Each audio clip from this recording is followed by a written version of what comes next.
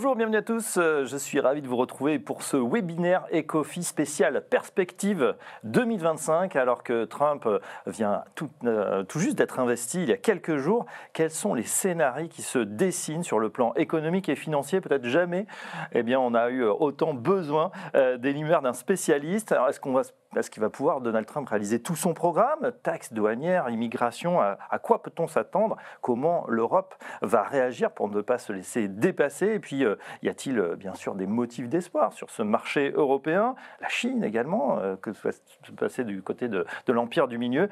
Et puis, les banques centrales. Et puis, quelle allocation, bien sûr, choisir dans ce contexte? Autant de questions qu'on va poser à notre expert.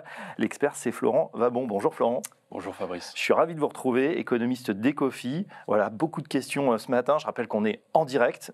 Il est 11h. N'hésitez pas à poser toutes vos questions. Vous êtes nombreux à vous être connectés déjà. On va passer environ 30 minutes justement à décrypter ces enjeux de la planète économique, finance. Dans une première partie, je le disais, on va s'intéresser tout d'abord à la macroéconomie. Et puis, on verra quel est le rôle des banques centrales. Enfin, on terminera avec l'allocation. Voilà, webinaire en live sur Ecofi. N'hésitez pas donc à poser toutes vos questions dès à présent, on les prendra à la fin de cette intervention qui dure environ 25 à 30 minutes. Tout de suite, on démarre avec la macroéconomie, les États-Unis et le reste du monde.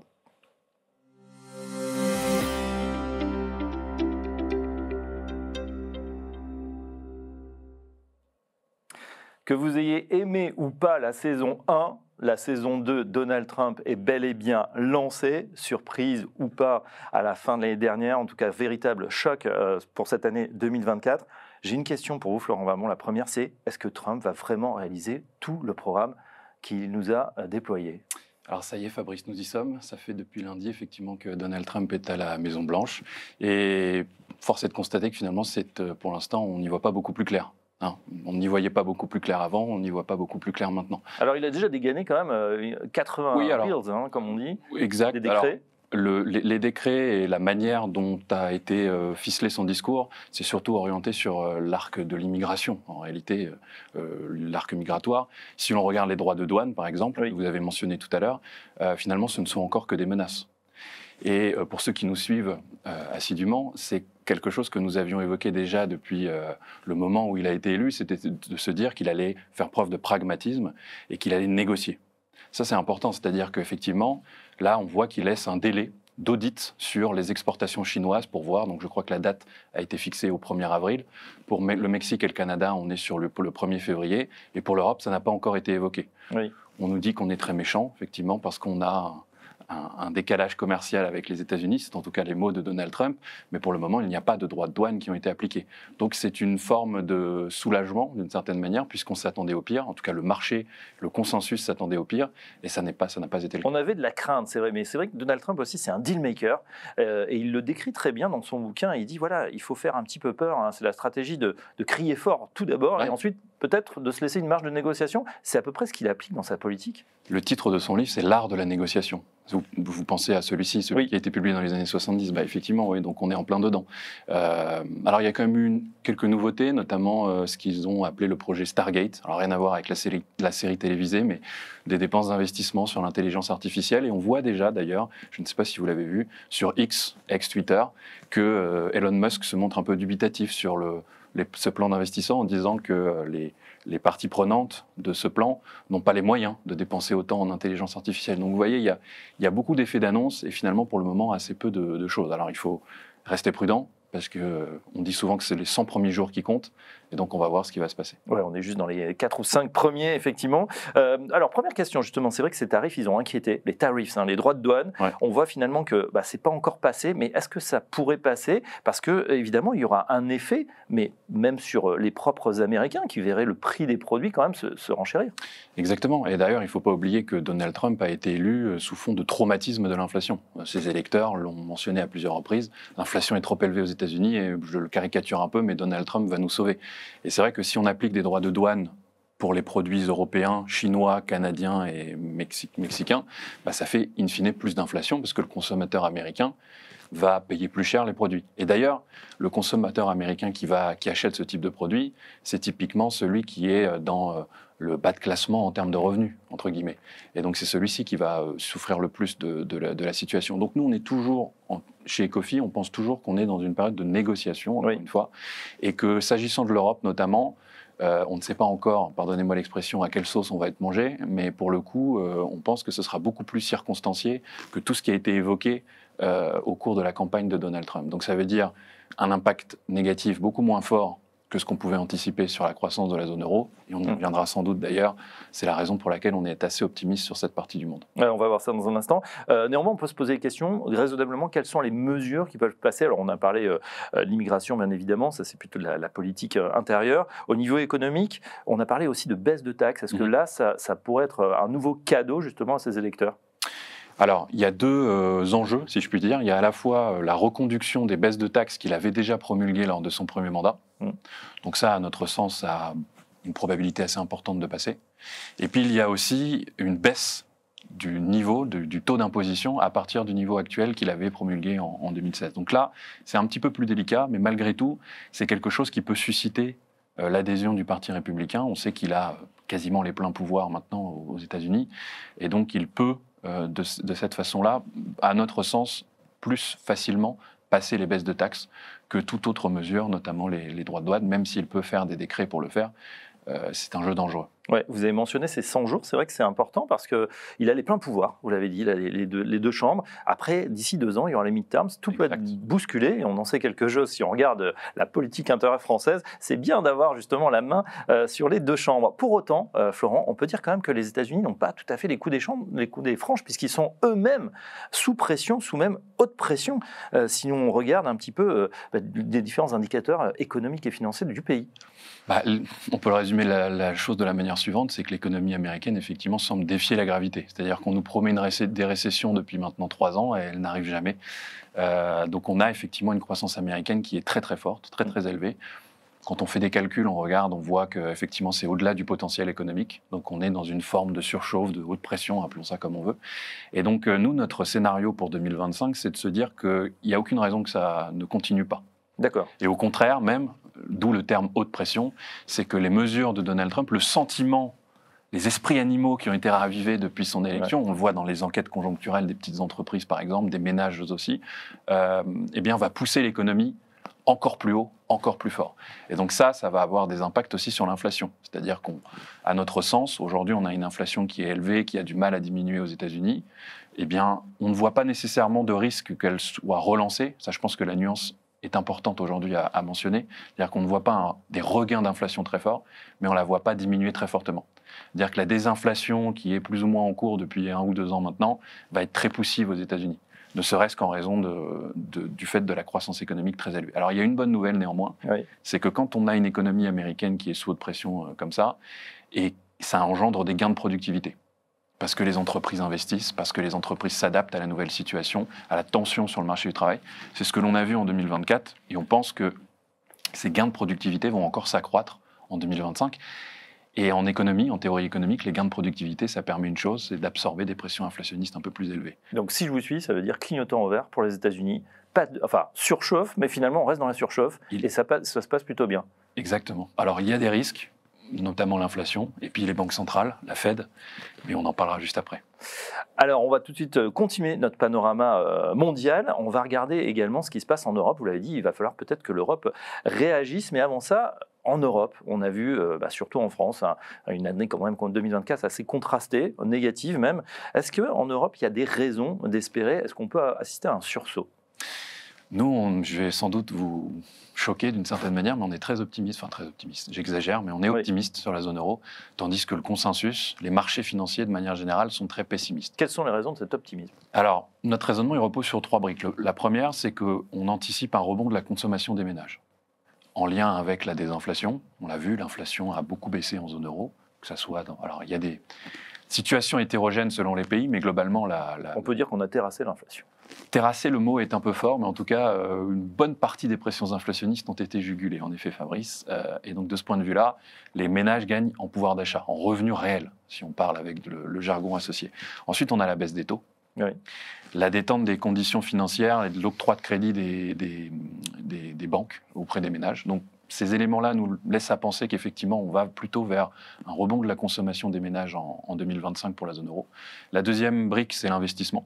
L'investissement des entreprises qui est absolument déprimé, si on prend juste le cas de la France ou même d'autres pays de la zone euro, on voit que c'est totalement déprimé parce que l'environnement de taux est très défavorable. On a une banque centrale européenne qui a saisi l'occasion de baisser ses taux en 2024, on pense qu'elle va continuer à le faire et que donc de ce point de vue-là, ça va donner un coup de boost sur l'investissement. Et puis les banques, on le voit d'ores et déjà, sont en train d'accorder plus de crédit, quitte à peut-être rogner un peu sur leur marge, parce qu'on voit qu'aujourd'hui, les taux d'intérêt ont augmenté, mais elles ont envie d'augmenter leur volume de crédit. Oui. Donc on voit d'ores et déjà un frémissement de cet investissement des entreprises. Donc en 2025, on pense que ça va se redresser de ce point de vue-là. Puis un troisième élément qui est un peu plus structurel, un peu plus philosophique presque, je dirais, c'est le sursaut de l'Europe vis-à-vis de son autonomie stratégique. Alors Donald Trump est un des arguments à avancer, c'est-à-dire qu'aujourd'hui l'Europe est d'une certaine manière au pied du mur, on le voit, elle est obligée de négocier pour qu'il n'y ait pas des droits de douane, on parle de négocier sur le gaz naturel liquéfié, de négocier sur la défense, nouer des contrats avec des entreprises de défense américaines, etc. Mais au-delà de ça, il y a un rapport qui a été publié l'an dernier, le rapport Draghi, qui milite pour relancer les dépenses d'investissement productives en Europe, la compétitivité européenne, et on voit qu'au début, il y avait une forme de révulsion face à ce plan, mais que même l'Allemagne, aujourd'hui, est en train de se dire peut-être qu'on va lever le frein à l'orthodoxie budgétaire un tout petit peu et qu'on va dépenser un peu plus. Donc, un regain d'autonomie stratégique, en tout cas un sursaut de l'Europe de ce point de vue-là, et des dépenses d'investissement productives, c'est bon pour la croissance. Et donc, tous ces éléments mis bout à bout. Il va falloir effectivement réagir.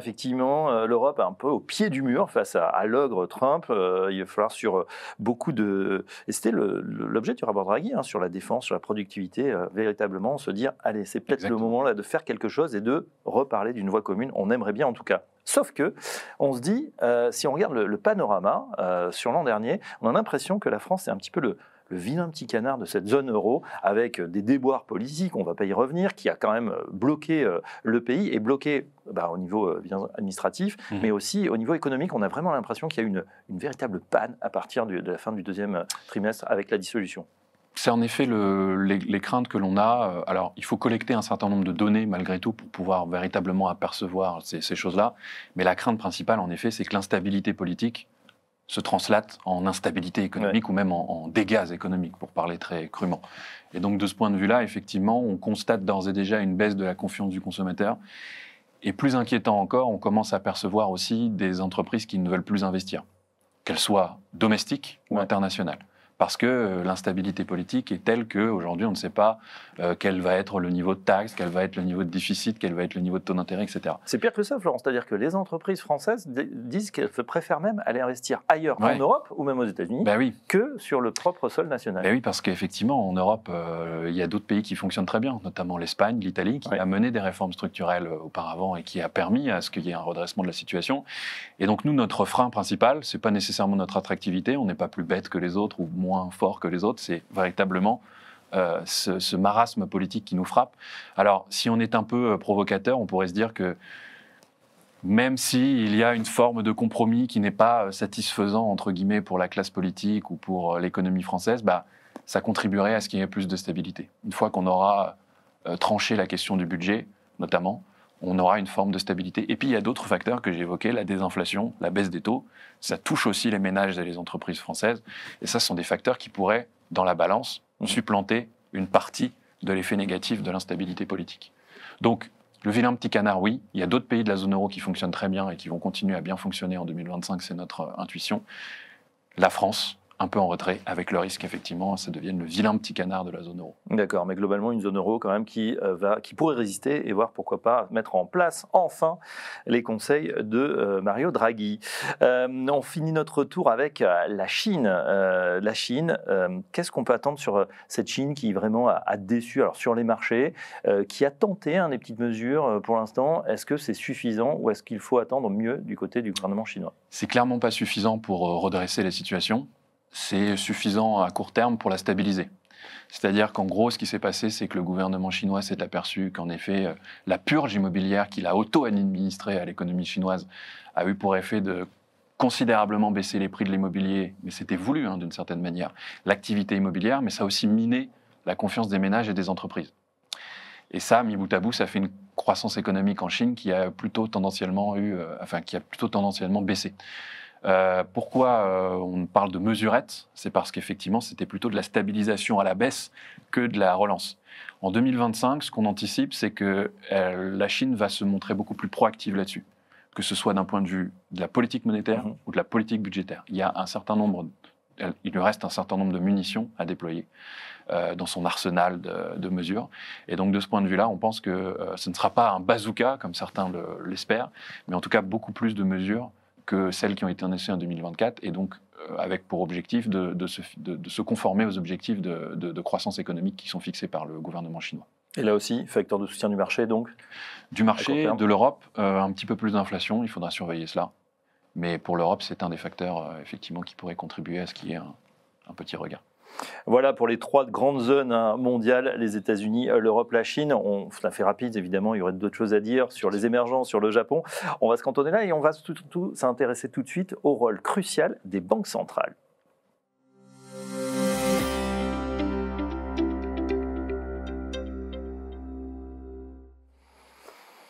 Avec Florent Vabon, toujours économiste chez Ecofi, on parle de ces perspectives 2025. On se souvient, Florent, de votre scénario pour 2024. Vous nous aviez dit, attention, on avait ce put Fed, avec une Fed qui devait massivement baisser les taux. Vous aviez dit, attention, il y aura peut-être une désynchronisation. L'Europe qui va accélérer la baisse des taux et la Fed qui pourrait retenir un peu les chevaux. Je le signale pourquoi? Parce que c'est exactement ce qui s'est passé et on a l'impression que ça pourrait continuer. Alors, question, cette désynchronisation transatlantique dont vous nous avez parlé, est-ce qu'elle va se maintenir, se poursuivre en 2025 ? Sur la Fed, c'est un peu délicat, c'est-à-dire qu'aujourd'hui, vous l'avez mentionné, on a un certain nombre de membres même de la Fed qui étaient pro-baisse de taux, puis finalement qui ont été dédits par la nature de l'inflation, par la croissance, etc. C'était notre scénario en effet pour 2024, et pour 2025, on a l'impression que le marché est un peu parti dans un excès inverse. Pas d'une ampleur équivalente que l'an dernier, mais presque. C'est-à-dire qu'aujourd'hui, le marché n'anticipe plus aucune baisse de taux du côté de la Fed. D'accord. Pour le dire, enfin, quasiment plus. C'est vrai. Pour une raison simple, c'est qu'effectivement, il y a une croissance qui est très élevée, on a des propos de banquiers centraux qui sont beaucoup plus durs, et puis on a une inflation qui, effectivement, ne baisse pas tant que cela, et une croissance économique très élevée. Alors pour autant, je pense que la variable clé, c'est l'emploi. Et l'emploi, on a complètement zappé l'idée que ça pouvait se détériorer, mais selon nous, l'emploi est encore dans un équilibre relativement instable. Et pour 2025, à mon sens, il faut non pas se concentrer sur la quantité, mais sur la qualité. Et à 2 niveaux de qualité. Le premier, c'est que sur l'emploi, on a un problème de fiabilité des données. C'est-à-dire que quand on calcule les créations d'emplois, le taux de chômage aux États-Unis, c'est qu'on pose des questions à un panel de ménages ou d'entreprises. Donc ce sont des enquêtes. Aujourd'hui, le taux de réponse a beaucoup baissé. Ce qui veut dire que les données ne sont plus aussi fiables qu'auparavant. On a d'ailleurs des révisions majeures de manière très régulière. On sait pourquoi les gens ne répondent plus? C'est un mystère. C'est depuis le Covid, notamment les entreprises. On a un taux de réponse qui est extrêmement bas. Et c'est encore un mystère qui restera déchiffré. Donc attention à cette data qui est peut-être moins fiable qu'auparavant. Et puis d'autre part, pourquoi qualité avant quantité? C'est parce qu'aujourd'hui, je pense qu'il faut se concentrer sur, lorsque vous arrivez sur le marché du travail aux États-Unis, que vous êtes au chômage, combien de temps est-ce que vous prenez pour trouver un nouvel emploi? Est-ce que c'est facile? Est-ce que c'est difficile? Est-ce que c'est fluide? C'est ça que j'entends par qualité de second niveau. Et aujourd'hui, ce que l'on voit, c'est qu'il est désormais un tout petit peu plus difficile de retrouver un emploi lorsqu'on passe au chômage. D'accord. Un tout petit peu plus qu'auparavant, et ça se détériore sur les derniers mois, sur les dernières données. Et donc de ce point de vue-là, ça veut dire que l'équilibre sur le marché de l'emploi est encore relativement instable. Donc il peut y avoir encore beaucoup de volatilité, beaucoup de nervosité en termes de décision de banque centrale, parce que sur l'emploi, le chemin n'est pas réglé. Sur l'inflation, on l'a dit, ça baisse très lentement, mais on peut s'attendre à ce que la désinflation se poursuive, mais encore une fois de manière très lente. Donc ça, c'est plutôt un argument pour maintenir les taux élevés. L'emploi, pour les baisser légèrement. Et puis, on a une incertitude sur le taux d'équilibre, le taux qui équilibre les forces dans l'économie. Et là, à notre sens, il a augmenté, ce qui veut dire peu de baisse de taux. Donc au total, nous, on est sur un scénario de 2 à 3 baisses de taux sur l'ensemble de l'année 2025 pour la Fed, mais pas de manière linéaire. C'est-à-dire qu'elle a le luxe de pouvoir le faire de manière opportuniste. Opportuniste, exactement. Tactique. Et tactique, voilà, très bien. Effectivement, ça a son rôle. Donc, on a bien noté qu'il fallait vraiment surveiller l'emploi. En même temps, on sait très bien que finalement, à la moindre bad news, on aura une good news qui est celle de la Fed. Donc, ça risque d'être contrebalancé. C'est-à-dire qu'on a l'impression des fois que, tiens, une mauvaise nouvelle économique, ça fait presque du bien au marché. Oui, alors les banquiers centraux aiment dire qu'ils sont dépendants aux données. Oui. Nous, on dit qu'ils sont plutôt addicts aux données, et les marchés aussi. Oui, donc effectivement, c'est beaucoup de bruit. On a eu du bruit durant l'été en se disant qu'il allait y avoir une récession aux États-Unis. On n'y a pas cru. Et puis finalement, ça a duré 3 semaines. Puis après, on est passé à autre chose. Donc effectivement, il y a beaucoup de volatilité. On a Donald Trump au pouvoir qui va rajouter de la nervosité. Donc effectivement, une année a priori volatile. Ouais, on va se mettre également dans les souliers de Madame Lagarde. On peut se poser cette question parce que d'un côté, on voit qu'effectivement, ça baisse pas du côté des États-Unis. En Europe, on n'est pas du tout dans la même situation, donc il faut aussi soutenir le marché. Et donc, quid de l'Europe, de la BCE? Qu'est-ce qu'elle va faire cette année? Vous savez, en économie, en banque centrale, on aime bien être un peu ornithologue. On parle de colombes et de faucons. Oui. Donc les colombes, ce sont ceux qui sont favorables à un assouplissement de la politique monétaire, et les faucons, inversement. À la BCE, on a l'impression que les faucons, finalement, volent avec les colombes. Et donc, de ce point de vue-là, c'est un peu plus simple de percevoir ce qui va se passer, c'est-à-dire que là, on anticipe sur la première partie de l'année des baisses de taux.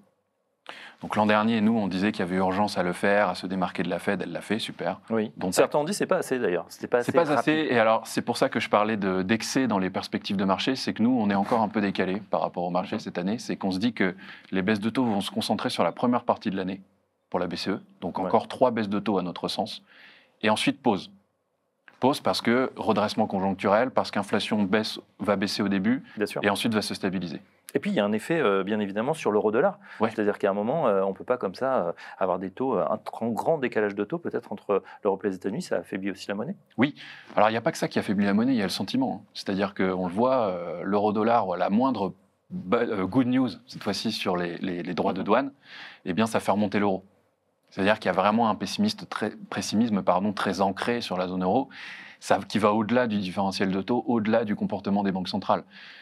La Banque centrale européenne, elle ne devrait pas regarder le taux de change. D'ailleurs, théoriquement, elle ne le regarde pas. Officiellement, elle ne le regarde pas.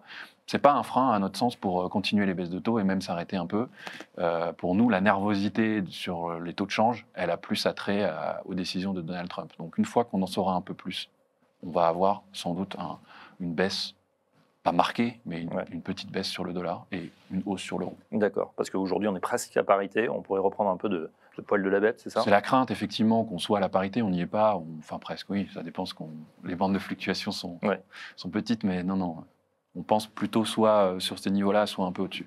Donc détente à prévoir après les premières mesures Trump. Voilà pour ce rôle des banques centrales et ces scénarios. Donc du côté de la Fed, c'est très clair, donc très tactique, c'est votre mot. Et du côté de la BCE, une action plutôt pour le premier semestre et puis pause ensuite. On passe tout de suite à l'allocation pour 2025.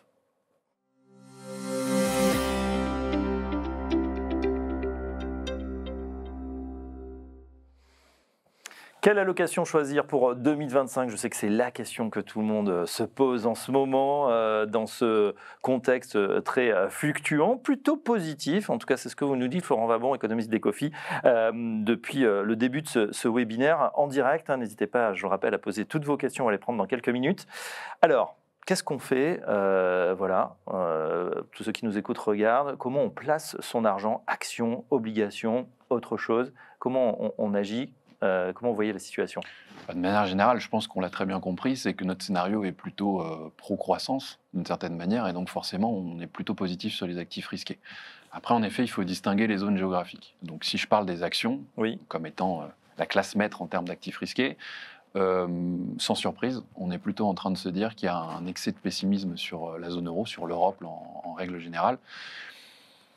On le voit ne serait-ce qu'un point de vue du différentiel de valorisation. On a une décote de 40 à 45% de l'Europe, enfin de la zone euro par rapport aux États-Unis. Donc ça, pour nous, ça veut dire que le marché est bon marché. Mais ce n'est pas un argument qui est suffisant. On couple ça avec la Banque centrale européenne et puis la situation conjoncturelle. Et donc, ça nous laisse à penser qu'effectivement, il y a sans doute quelque chose à faire du côté de l'Europe par rapport aux États-Unis. Mais pour autant, on ne se coupe pas des États-Unis. Mais quand on parle des États-Unis, je pense qu'il faut il faut vraiment, encore une fois, disséquer, décortiquer ce dont on parle. Aujourd'hui, aux États-Unis, vous avez 7 valeurs, 8 maintenant, 8, il me semble. Puisque Broadcom a rejoint les Apple, Tesla, Microsoft, Meta, Amazon, Alphabet et Nvidia, avec un nouvel acronyme. Alors je vous le livre, hein, c'est Batman, avec 2 M et 2 A. Voilà, les Batman, c'est 8 valeurs donc dont la capitalisation est supérieure à 1000 milliards de dollars. D'accord, donc le marché américain, c'est un peu Gotham, c'est ça, Gotham City, d'une certaine manière. Donc, on a ces valeurs-là qui sont très chères, et on a tout un pan de la cote qui est beaucoup moins cher. Et l'enjeu de 2025, c'est d'essayer de déterminer si cette partie de la cote qui est en dessous va remonter à la surface et que l'écart entre les deux va se réduire. Nous, c'est notre sentiment parce que l'environnement est beaucoup plus favorable à ce que la croissance économique américaine se diffuse beaucoup plus largement et que donc il y ait un environnement beaucoup plus favorable pour toutes ces valeurs qui ont été délaissées jusqu'à présent, ce qui ne veut pas dire pour autant que les autres vont nécessairement décevoir, mais l'exceptionnalisme de ces valeurs-là dont on vient de parler va probablement un peu se réduire de ce point de vue-là. Si je vous entends bien, ça veut dire qu'il y a 2 décotes, une de l'Europe par rapport aux États-Unis et une au sein des États-Unis. Si on prend le S&P 500, 8 valeurs et 492 autres. Exactement. Alors c'est un poncif que de dire cela en gestion d'actifs, mais je pense que cette année, il va falloir être actif. Et de ce point de vue-là, je laisse mes amis de la gestion chez Ecofi trouver les pépites qui sont décotées, parce qu'on a des écarts de valorisation qui sont même intrasectoriels très importants, etc. Ouais, c'est vrai. Et en Europe, on a vu que depuis le début de l'année, ça se passait plutôt bien. Il y a déjà une petite reprise. Ça surperforme les États-Unis. Ouais, et c'est bien de le signaler. Peut-être il faut attendre jusqu'à la fin de ce mois de janvier, mais c'est déjà pas mal. Côté obligation, côté crédit, qu'est-ce qu'on fait ? Alors, côté obligation, bon, je pense que vous l'avez là aussi compris, c'est qu'on n'anticipe pas une détente obligataire massive. Alors là, on a eu des petits excès au début d'année qui commencent à se corriger un petit peu. Mais bon, ça veut dire qu'en termes de détente, de baisse de taux, de marché, on n'anticipe pas grand-chose. Un peu de détente, mais pas énormément. Mais ça ne veut pas pour autant dire que la classe d'actifs obligataires est à délaisser totalement, puisqu'on a du portage. Et puis même en termes de construction de portefeuille, de diversification des actifs, ça a toujours un intérêt. Et donc de ce point de vue-là, le portage est beaucoup plus satisfaisant, si je puis dire, que l'avant-pandémie, clairement. Et donc dans ce cadre d'analyse-là, on serait plutôt enclin à aller sur les obligations d'entreprise. Et plus particulièrement encore, et ça ce sont les travaux de notre équipe crédit qui le montrent, c'est que le couple rendement-risque des obligations d'entreprise investment grade, donc de bonne qualité, est meilleur que celui du high yield. Finalement, les entreprises les mieux notées, qui vont émettre de la dette, c'est sur ce segment qu'il faut aller. Alors je note que par contre, ça n'a pas bien performé en 2024. Non. Là aussi, il pourrait y avoir un rattrapage par rapport au segment le plus risqué, c'est-à-dire le secteur high yield. C'est un peu là-dessus qu'on table, effectivement. D'accord. Donc, sur l'investment grade, on porte, c'est-à-dire on garde jusqu'à la fin, on étend il faut être actif, évidemment. Il faut toujours être actif. Mais de ce point de vue-là, effectivement, une des composantes de la performance des obligations d'entreprise, c'est le portage. Et il est quand même relativement élevé aujourd'hui par rapport à l'avant-pandémie.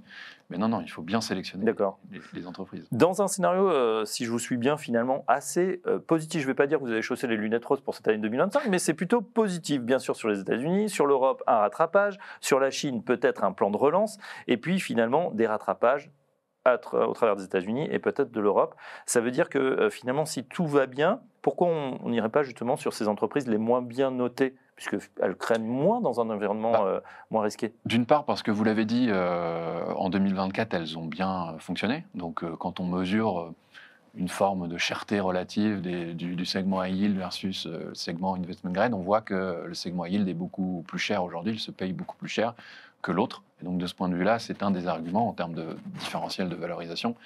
Et puis, d'autre part, peut-être que ça n'incorpore pas encore tout à fait le véritable taux de défaut qui peut venir avec beaucoup de délais, même si on n'anticipe pas une explosion des défaillances d'entreprise sur ces segments-là. Très bien, pour conclure et pour terminer, si on résume, la croissance ne se concentre plus uniquement aux États-Unis, même si on a l'impression une polarisation des flux, hein. C'était le sauf qui peut en fin d'année dernière vers les États-Unis. Pour vous, ça sera plus homogène cette année ? Oui, c'est un peu ça, c'est une sorte de normalisation du cycle où les États-Unis qui sont dans leur coin vont continuer à l'être, mais tout doucement, les autres vont se rapprocher, en tout cas ne vont plus être trop en décalage par rapport à ces niveaux de croissance-là. Ben voilà une bonne nouvelle en tout cas pour ceux qui nous écoutent, pour les portefeuilles, pour ceux qui n'avaient pas encore peut-être réalloué leur capital, c'est le moment au vu de ces éléments, d'être plutôt positif, voire peut-être là aussi tactique et opportuniste sur les marchés. Tout de suite on passe à vos questions avec les réponses de Florent Vabon.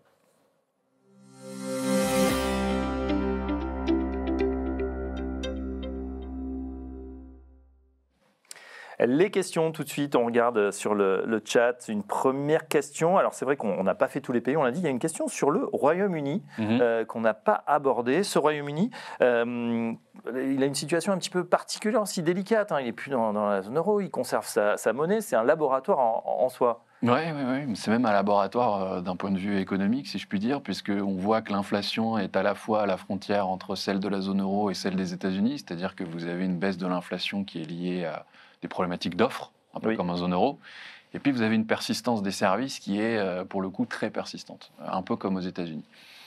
Donc, mis bout à bout, on a une situation sur le front de l'inflation qui n'est pas aussi appréciable, satisfaisante qu'en zone euro. D'un point de vue de la croissance économique, étonnamment, ça a bien fonctionné. Alors que la Banque centrale d'Angleterre a là aussi beaucoup augmenté ses taux. On a un essoufflement néanmoins sur la seconde partie de cette année, 2024, et puis on perçoit aujourd'hui des signes de ralentissement. Et puis on a un marché de l'emploi qui souffre aussi, comme aux États-Unis, d'un manque de fiabilité des données et d'une détérioration assez prononcée. Donc mis bout à bout, aujourd'hui, la Banque centrale d'Angleterre, typiquement, n'a pas beaucoup baissé ses taux. Par rapport à la Banque centrale européenne. Elle pourrait le faire ? Elle pourrait le faire. À notre sens, ça va s'accélérer sur 2025. D'autre part, là aussi, le marché anglais est plutôt décoté d'un point de vue action.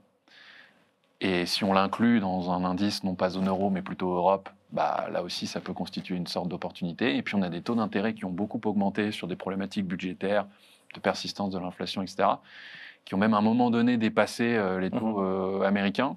Si je prends le taux à 10 ans, par exemple, ça peut constituer là aussi une forme d'opportunité tactique, pour reprendre ce terme, et donc une nécessité d'être actif, encore une fois, même y compris sur le segment des obligations souveraines. D'accord, bon voilà, une opportunité peut-être pour le Royaume-Uni. Autre question, Florent, alors on parle tout du côté du Japon, qui a bien fonctionné au niveau des actions, en tout cas l'an dernier, à part une petite anicroche durant le mois d'août, avec la Banque centrale qui nous a fait des frayeurs. Le retour de l'inflation est-il durable au Japon ? S'agissant de l'inflation au Japon, c'est effectivement une sorte de révolution. C'est-à-dire que jusqu'à présent, on n'avait pas d'inflation, absolument pas. On a eu des décennies même d'enchaînement de faible inflation et de déflation. Et puis aujourd'hui, on a de l'inflation au Japon. Alors ça, c'est complètement inattendu. On a même des entreprises japonaises, il me semble, qui n'avaient pas augmenté les salaires depuis près de 30 ans. Et elles le font aujourd'hui. Donc il y a une sorte de changement de mentalité. Un changement de paradigme. Ouais. Et alors, moi, j'avais tendance à qualifier le Japon de passager clandestin, en termes économiques. En termes économiques, ça veut dire qu'effectivement, on profite de la situation des autres sans rien faire. Et le Japon n'a jamais augmenté ses taux d'intérêt. Enfin, n'a jamais augmenté ses taux. Ils l'ont fait très récemment, mais pas au même moment que les autres banques centrales. Donc ils ont profité de l'inflation du monde, ils ont laissé l'inflation se diffuser, les hausses salariales se produire. Et aujourd'hui, on a une inflation qui commence à vraiment s'ancrer, y compris dans les anticipations d'inflation. Et c'est bon ça pour le marché japonais ? C'est bon pour le marché japonais d'une certaine manière, parce que ça veut dire qu'on retrouve une forme de normalisation de la situation économique. C'était complètement aberrant d'avoir une banque centrale japonaise qui achetait même des ETF pour soutenir l'économie japonaise. Enfin, en tout cas, moi, c'est mon point de vue, je trouvais ça un peu aberrant. C'était sans doute peut-être nécessaire pour relancer la confiance et l'inflation, etc., mais c'était probablement un peu aberrant d'un point de vue technique. On n'imagine pas la Banque centrale européenne, en tout cas pas encore, acheter des ETF zone euro. On a fait preuve d'imagination avec l'hélicoptère monnaie qui pourrait revenir en cas de coup dur. Mais donc ça, pour les marchés, en revanche, ça peut avoir une incidence qu'on tente à effectivement occulter. C'est que la Banque centrale japonaise, à mon sens, va augmenter ses taux d'intérêt un peu plus fortement que ce qu'anticipe le marché. D'accord. Donc ça peut donner quelques frayeurs, un peu comme ce qu'on a vu en août avec les débouclages de carry trade. C'est quelque chose auquel il faut prêter attention. Et ça peut, là aussi, pourquoi pas, constituer des opportunités en point de vue d'investissement. Alors, on est presque au bout de ce webinaire, donc j'ai encore 3 petites questions, réponses plutôt courtes. La première, c'est sur l'Allemagne. L'Allemagne qui a bien performé, plus 20% au niveau de boursier, mais l'Allemagne, est-ce qu'elle n'est pas dans la situation un peu de la France, avec des échéances politiques qui arrivent et qui pourraient peut-être bloquer un peu le pays? Qu'est-ce que vous en pensez? Oui. Alors, pour la première remarque, effectivement, l'économie, ou en tout cas les marchés ne reflètent pas toujours l'économie, voire assez rarement. Il y a toujours soit un coup d'avance, soit parce que d'un point de vue sectoriel, ça ne représente pas l'économie en général. Donc ça, c'est le premier point. Et le deuxième point, c'est que sur les élections, Il y aura une forme de coalition, il y aura, on en a parlé tout à l'heure, sans doute des freins à l'orthodoxie budgétaire qui seront un peu levés. En tout cas, c'est notre sentiment. Et c'est plutôt positif en réalité. Enfin, positif. Il y a effectivement des conflits politiques qui ont cours en Allemagne, qui sont peut-être un petit peu moins forts qu'en France. On a une situation quand même qui est assez particulière. L'enjeu pour l'Allemagne, c'est de réorienter son économie, de dépendre un peu moins de la Chine. Ouais. Et donc, pour ça, il va falloir faire preuve d'imagination en lançant des projets et donc lever un peu le frein à l'orthodoxie budgétaire. Et voilà, desserrer un peu la contrainte budgétaire. Les Allemands, ils sont riches, ils produisent. Ah, ça, c'est pas mal. Ils devraient s'inspirer peut-être de nous. Alors justement, j'ai une question sur la dette française. Vous qui êtes économiste, on a vu, on en a parlé, voilà, la dette française qui a le même prix finalement que la dette grecque. Que se passe-t-il, Florent? Est-ce qu'on est vraiment dans la situation grecque? C'est quand même grave. Est-ce qu'on a raison de s'en inquiéter ou pas? Alors, est-ce qu'il ne faut pas prendre le problème à l'envers? Est-ce que ce n'est pas la Grèce qui finalement a fait beaucoup d'efforts et qui s'en sort bien aujourd'hui et qui peut aujourd'hui emprunter au même taux que la France? Je pense qu'il faut plutôt prendre ce problème à l'envers. Néanmoins, effectivement, le taux d'intérêt à 10 ans français a beaucoup augmenté, c'est même largement écarté avec celui de l'Allemagne, ce qui est symptomatique effectivement du risque de crédit, de défaut que l'on voit là-dessus, de soutenabilité de la dette. Après, la demande pour les actifs français est quand même encore très forte. Elle baisse un petit peu, mais elle reste très élevée. Et ça tombe bien parce qu'on en a pas mal à placer. Voilà. Après, encore une fois, c'est la situation politique, c'est la situation économique, c'est la situation structurelle, les réformes structurelles, les dépenses productives d'investissement. C'est la vision que l'on a de l'économie française, enfin que les marchés financiers ont de l'économie. Est-ce que ça peut se transformer en crise de la dette de la zone euro? C'est un peu le sous-entendu de la question. À notre sens, non. Parce que d'une part, désormais, on a des outils, et d'autre part, la France est quand même dans une situation... C'est le too big to fail, finalement. Je dirais pas ça. On a des outils, on est protégé par le parapluie européen. Ouais, alors ça a des conséquences. Hein. Imaginons. Alors déjà, il y a tout un débat légal de savoir si la Banque centrale européenne, typiquement, peut, avec son mécanisme de, j'ai oublié le nom, c'est TPI. Oui, bref, c'est pour éviter que l'écartement des taux soit trop important. Techniquement, la France n'est pas éligible. Après, les règles sont faites pour être aménagées. Bien sûr. Mais non, too big to fail, c'est pas le sens. Mais c'est plus de savoir si la trajectoire est soutenable ou pas. En l'occurrence, à ce stade, pas tellement. Mais on a des atouts quand même en France. Ouais, voilà. Bon, je ne vous sens pas très inquiet là-dessus, et en général, les économistes ne le sont pas. J'ai une dernière question, peut-être quelqu'un de plus jeune, puisqu'on a parlé au niveau des actifs, d'actions, d'obligations, de choses très conventionnelles. Est-ce que vous avez un avis sur les crypto-monnaies? Ah là là, non. Pas de crypto-monnaie. Pas d'avis. Pas d'avis sur les cryptos chez Ecofi. Qui en a un, c'est Trump, qui a même émis sa propre monnaie. On a démarré avec lui ce webinaire, et c'est assez amusant, peut-être inquiétant, à vous de juger, de voir le 47e président des États-Unis démettre sa propre monnaie qui se compte déjà en milliards, je crois. C'était pour la petite touche finale et un petit peu humoristique. En tout cas, on a été ravis, Florent, d'avoir votre vision, votre perspective chez Ecofi de cette année 2025. Rendez-vous, bien sûr, très prochainement pour voir si tout va se réaliser. Quant à vous, merci beaucoup de nous avoir suivis. Cette édition pourra être retrouvée en replay, et à très bientôt sur Ecofi.